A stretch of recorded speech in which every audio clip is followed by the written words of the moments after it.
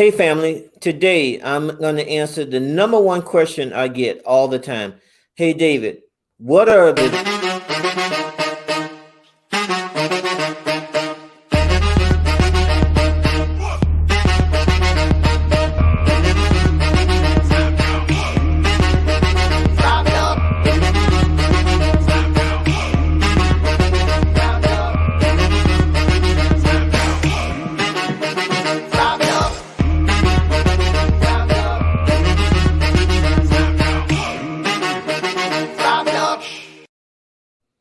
Hi, I'm David Carmena, and today we are going to talk about probably the number one thing that I get asked all the time. David, what are the top investors doing? What do I need to do to get successful? Well, today I'm going to answer that question. You know, I've been in the real estate game for over a decade, and I've had the ability to contact and train hundreds and hundreds of people. And even before that, from my time in the military, I was able to train, well, thousands actually of individuals to from there it was learning how to use their train them to for in equipment. You know, we worked on a specific equipment in the military. uh, Top secret, can't really talk that much about it, but those traits from that group of people and the traits from my consulting company and the traits from my real estate career, I was able to notify and identify these five traits out of those top individuals from the hundreds, thousands of people I've trained. It's not one thing that you need to do, it's five traits that all of the top people that I've ran across in my career have done. The top achiever, the $1 million self-made millionaires, the self-made net worth of 1 million plus if they are not liquid, the inventor, the investor.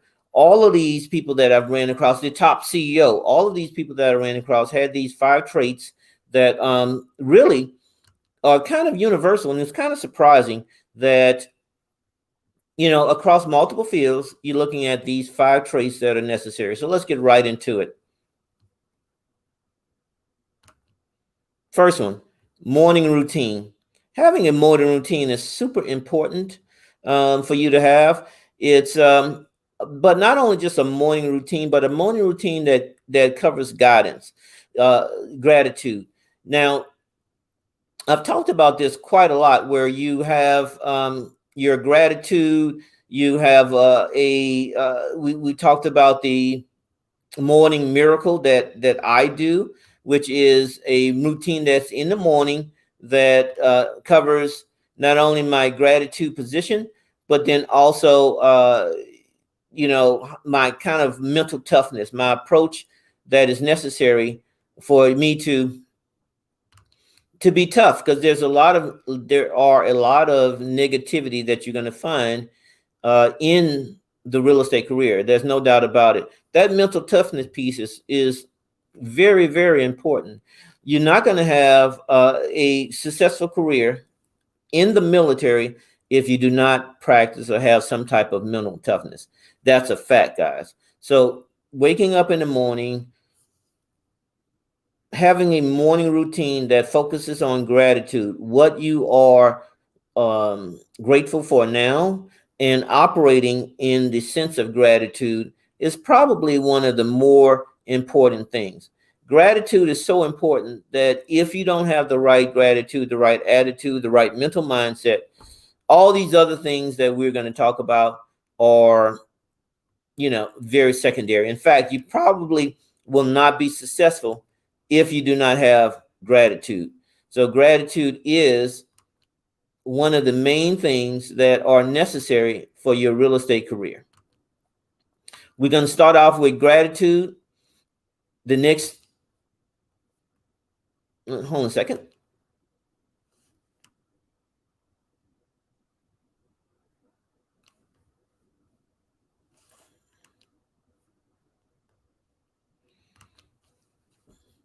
Plan your day. It's not about you. Focus on results. most people, when they plan their day, they look at their calendar, they say, hey, uh, I have these 5 items to do, and these items may include going to the groceries, washing my car, uh, picking up laundry. It's a to-do list, but it's a to-do list that does not lead to their productivity. When we talk about plan your day, it's not about you, it's who you are helping. Plan your day with respect that I want to help a certain amount of people. I want to help this homeowner get out of this bad situation.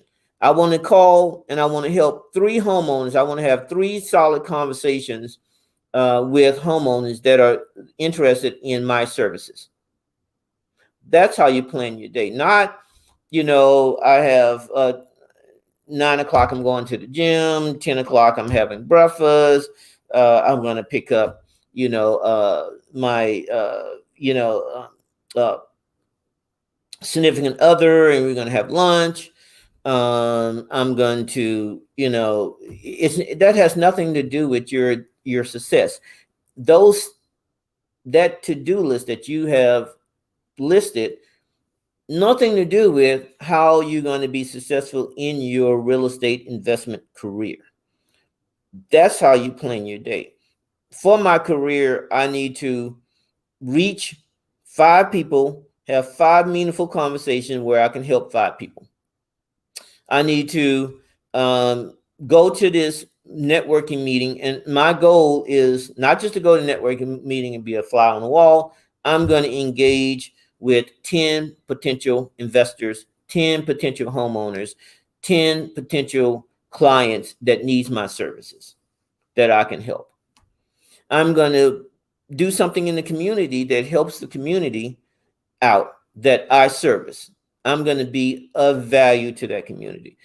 That is how you plan your day. Not, I'm going to do these steps, and I'm going to clean up my house and make my bed and go pick up my laundry and wash my car, and my family, I'm going to allow them to encroach upon my working time, the time I'm working in my business. My sister called and she wants something or something. No, that is great. It makes you feel good. You feel like you had a sense of accomplishment, but those sense of accomplishments should tie into your business. What are you helping? Whom are you helping inside of your business to make your business grow? Okay. So plan your day, but plan your day around goals that are identified that will help your business grow and help your clients. Very important. Know your market. Now, here's the funny thing about this one is that when you are an investor and maybe your street or your corner, that's not enough. You got to know your full market, your target area. Now, most investors, as we mentioned, are one of 2 things. They're either a wholesale person or they are a buy and rehab and then sell. So fix and flip is the more common term for that. Occasionally you have a buy and hold person, which is, you're buying the property and then you are rehabbing the property, and then you're going to put a renter in there. You're going to hold it. You're going to have either a rental of it, or you're going to have some type of equity play where you see that, the home values are rising.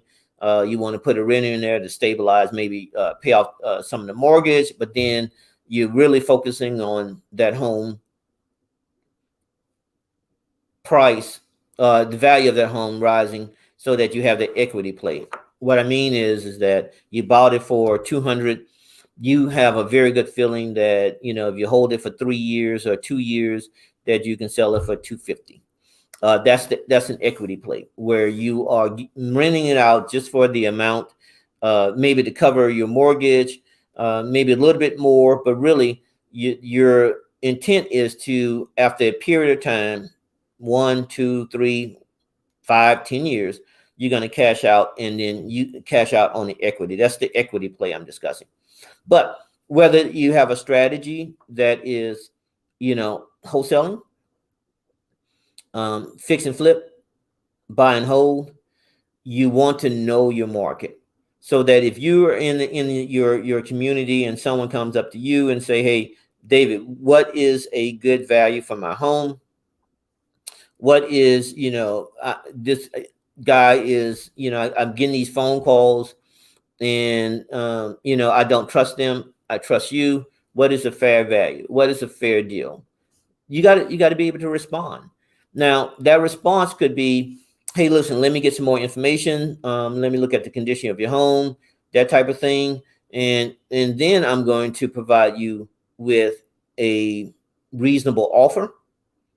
Or if you know that it's a situation where you may have an idea of that their home, let's say you've been there before, and you've already done those comps, you'll be able to provide a reasonable offer there.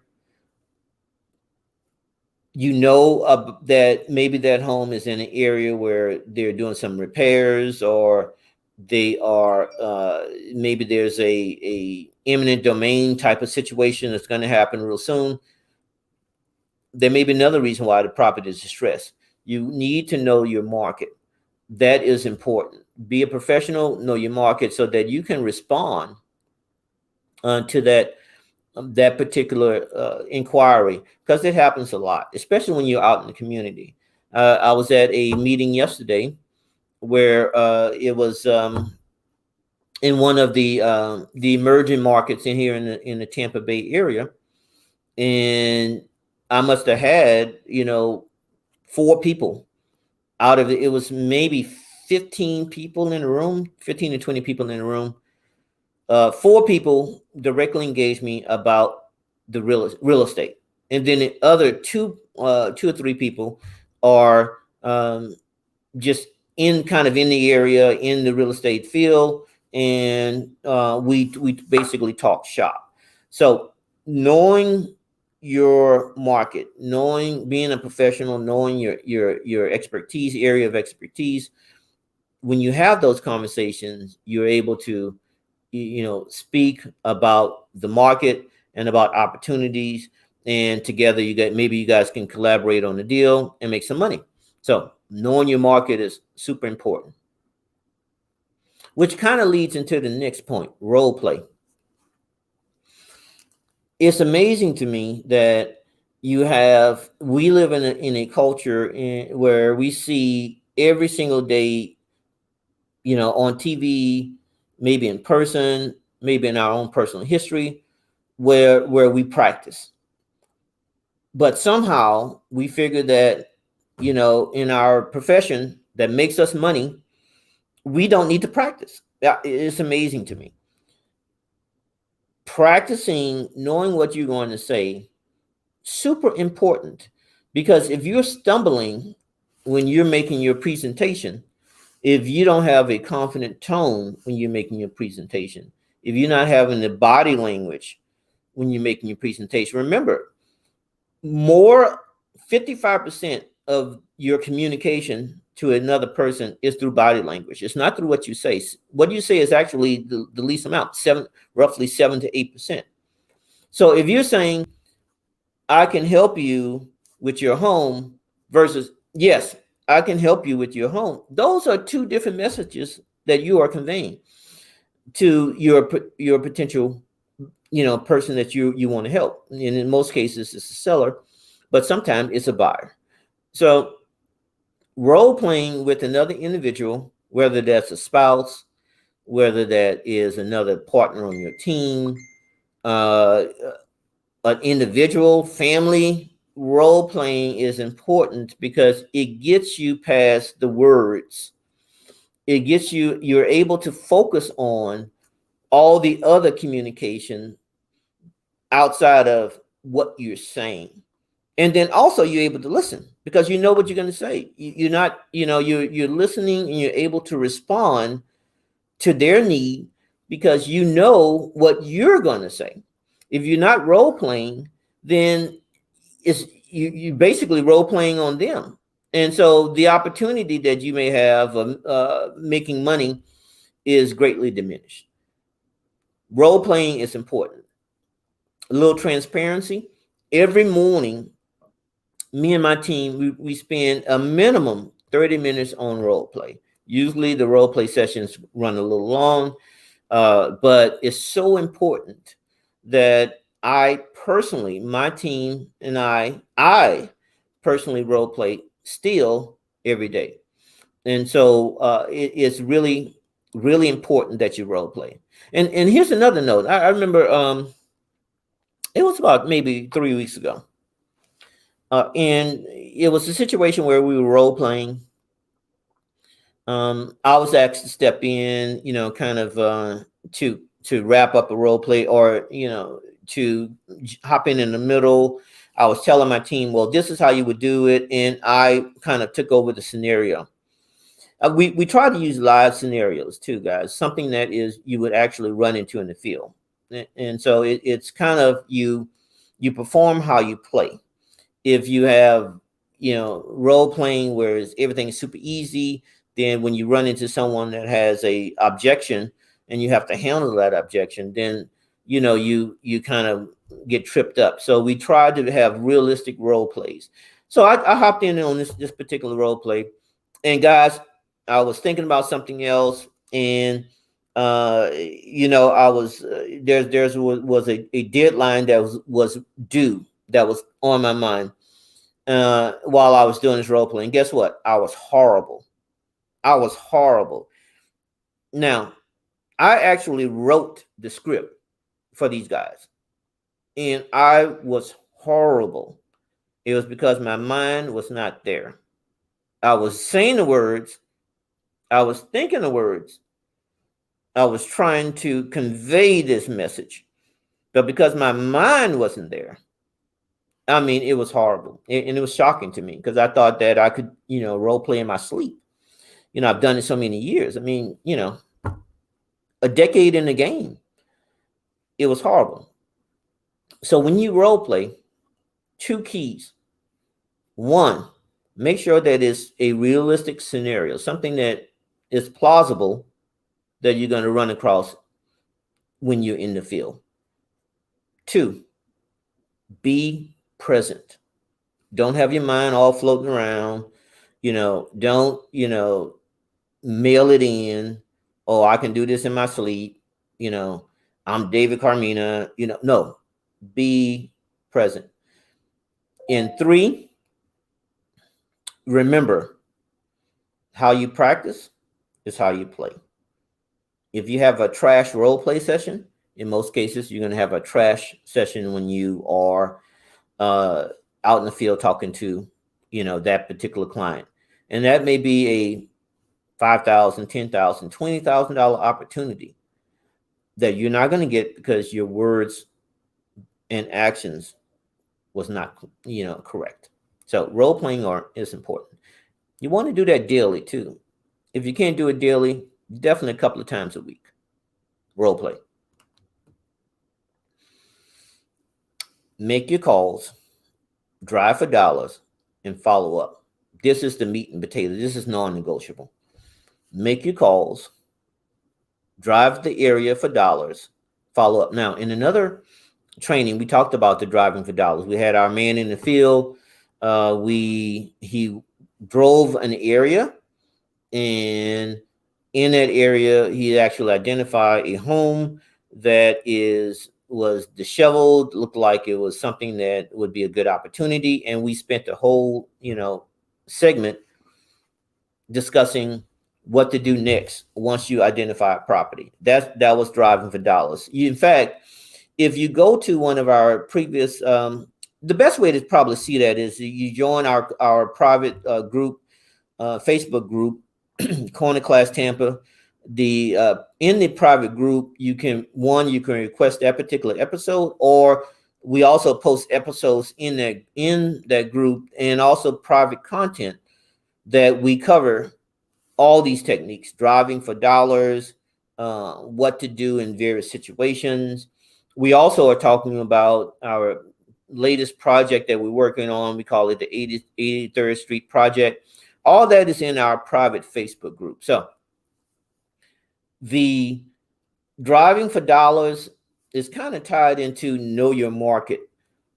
If you are driving in the area, you're going to learn a little bit more about the area than if you do a internet or search on the internet, or if you're looking at Google Earth or some of these other tools that you can look at to see a particular property without actually going out to drive or driving for dollars. Also, the advantage of driving for dollars is you learn the community, you learn the stakeholders in the community. You're meeting people in most cases. So driving for dollars on a daily basis, or at least a regular routine, super important. Making your calls.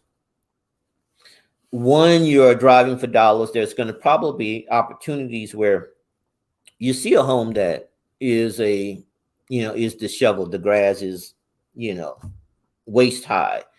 It's boarded up. You may see a situation where it may be fire damage. All those are great opportunities for an investor, guys. The worse the home looks, the more of an opportunity it is.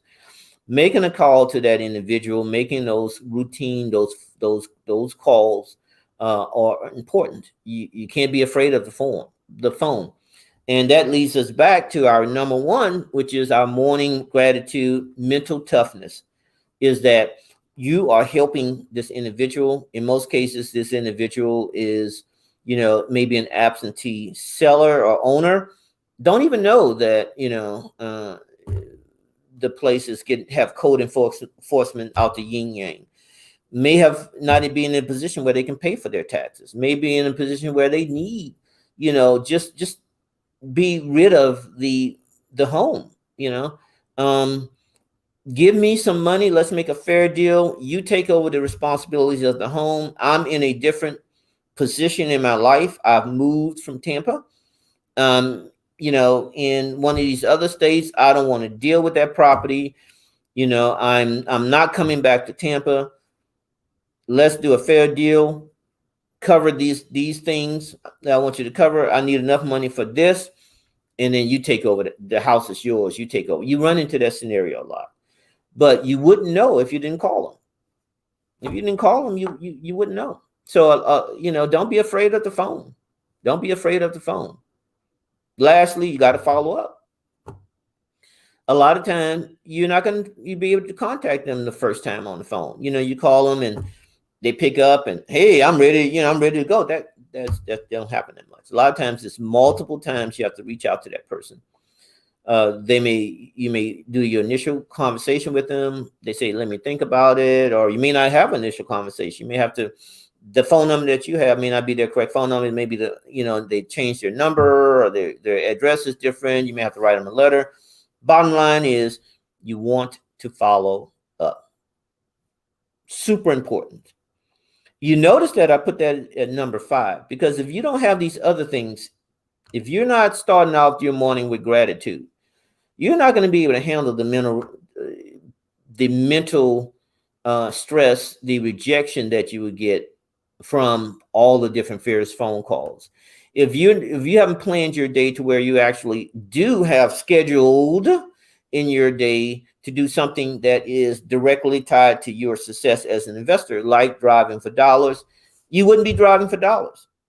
You got to have the right schedule, and that is focusing not on you, not on what you need, but your client. Okay, focus on results, not a to do. If you don't know your market, you would know that this is the area to drive. This is the area that is most likely that I'm going to have the highest chance to be successful. If you didn't role play, when you do engage on the phone or in person to that seller, that then you wouldn't be able to say the right words. You would be stumbling. They wouldn't have confidence in you, your ability to follow through with what you agreed to. So role playing, all of those three steps are really, non-negotiable. Non-negotiable. You got to be able to do that if you want to be successful. And those four steps are before you get to the driving for dollars and making a call. You got to do your prep work before. If you're in a sport, you got to. And I wrestled when I was in school, ran cross country. You don't just hop out there in your street shoes and some jeans trying to run 5 miles. You got to prep for that. You got to buy the right shoes so you don't hurt your feet. You got to stretch. You got to, your first time out, you probably wouldn't make it the whole full five miles. You might want to start off with 1 mile, then graduate for 2 miles, then 3, then before you know you're at the 5 mile. Then you want to probably, work for speed and endurance and all those other things. But it's a building process. So making your calls, driving for dollars, and following up, this is after you have done those other 4 steps. Okay, so you're in front of an opportunity. You've you drove the area. You see a great home. You make your calls. All of a sudden, you're saying the right things and you're following up. You have that opportunity. That's the way it works.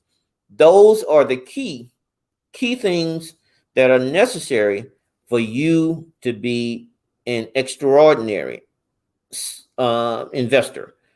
We're talking hundreds, if not, 6-figure incomes, 7-figure incomes annually from these types of steps that are necessary.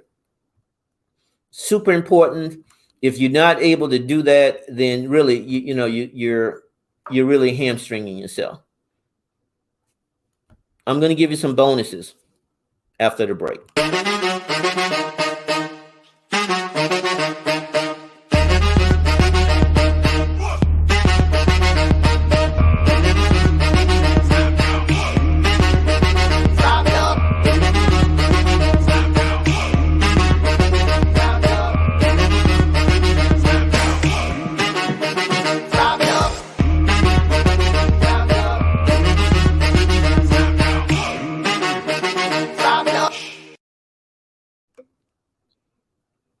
Here's your bonus: having an accountability partner.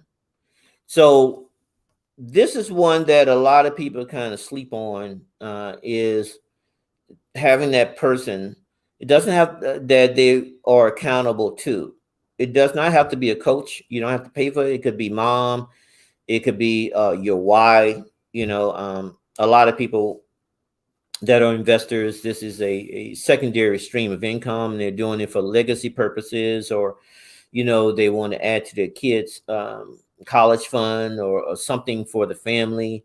They want to have additional income for a new home. So having an accountability partner that ties into your why is super important. Let's say it's your kid and you want to build for their college fund. Having your wife or your significant other, baby mama, talking to that person and having them as your accountability partner is powerful. Honey, I am doing this because we can save X amount of money, send our kid to a nice school. They won't be in debt $500,000, when they finish their medical career or when they finish law school or something like that. We have money saved up. That relieves a lot of pressure on us. You want your kid to be, academically strong. That's true. But a lot of time, you got to have some money. And even if they have a full ride to a scholarship, there are still other expenses that they're going to need. Trust me, it happens. So having an accountability partner is huge, that you are truly accountable to. Hey, listen, in the first quarter FY 2021, I'm going to do these are the things I want to do. You tell your accountability partner there, you check in once a month, and then you do those things. Second quarter, third quarter, fourth quarter, for the year, this is my goal. In 4 years, 2 years, this is my goal. Accountability partner. In 5 years, accountability partner. These are the things I want to have. And I usually go 5 years out, because while I may not know day to day in 5 years what I need, but I have that big goal. In 5 years, I'm going to want to be in $1 million home. I'm going to want to my business to be at a certain level. I want to be in this type of physical shape, because again, if you don't have your health, I want to have this relationship with God, or uh, whomever I pray to, and I want to have this much income, or I want to help these many people. That's what we do in our business, is that we are looking for the ability in 5 years to how we can help, how we can make an impact in the community, how we can help individuals in a certain our community. That's what drives me. That's my why. So having an accountability partner that ties into your why, that is your secret sauce. That is the glue that sticks, that brings all these other components, these other 5 skills and traits together, is that why. And the accountability partner will keep you accountable, keep you on track when you have those difficult days where, God, this didn't happen, this didn't happen, my mind is not in the right space. You're trying to get your mind back to where, you're in gratitude. You reach out to your accountability partner, and she focuses you back, or that person focus you back on your why. That's powerful. That's your secret sauce. That's what keep you going. So knowing that why, having that accountability partner, that's your bonus. That's your bonus. And all of the people that I've talked to and I have been associated with over time, that is probably the reason when they did have challenging time. That was the reason that guy's been past their why. So again, guys, the 5 steps are that was necessary for you to be successful. We covered that. I challenge you to incorporate that into your routine, your daily routine. And I guarantee you, if you do that in a year, your business will be unrecognizable. You would be living in a place where you only dreamed of. And if you can extend that to 5 years, you're going to grow, your business will grow, and your net worth will skyrocket.